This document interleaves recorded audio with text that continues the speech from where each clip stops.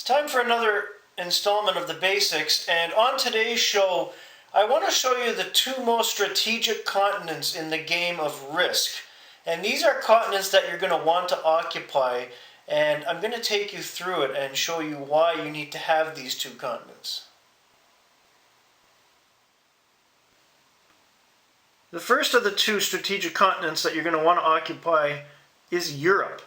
And as I've mentioned on previous episodes, Europe is a jumping off point for Africa, Asia, North America, and it can help you expand and continue your empire and take over the globe easier than most continents. There are just so many ways to jump off into other points of the map. You need to have Europe.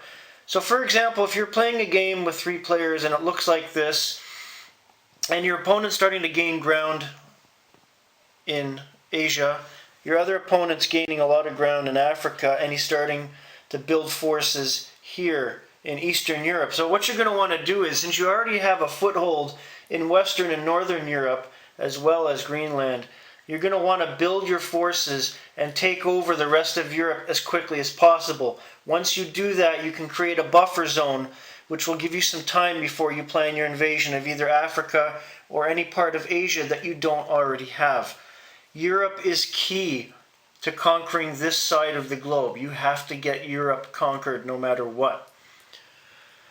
The other important continent in this game that is also very strategic is North America, and the reason for that is not only is it connected to South America, but you have that connection to Europe, which takes you right into the heart of Europe, as well as you have a minor connection at the end of the map, which takes you right into Asia, which is a very good jumping off point if you want to start doing some damage in Oceania and on the rim.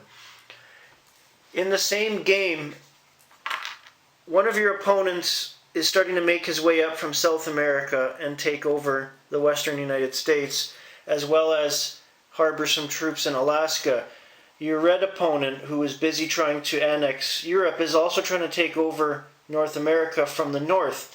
Because you're starting to capture Europe and jumping off into Greenland, it is wise at this point, even if you only have 2 or 3 territories, build up your armies as quickly as you can in this part of the continent and start invading.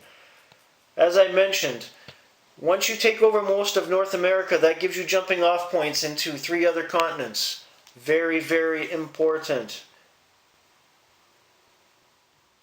As someone who's played a lot of Risk over the years, one of the most common mistakes I've seen other players make is to try and take over Asia first before anything else. Mainly because Asia is the biggest continent in this game and has the most territories.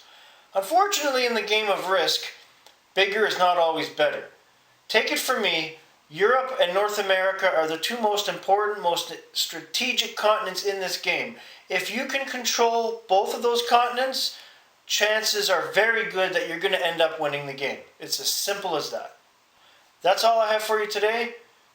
Have a great day, everybody.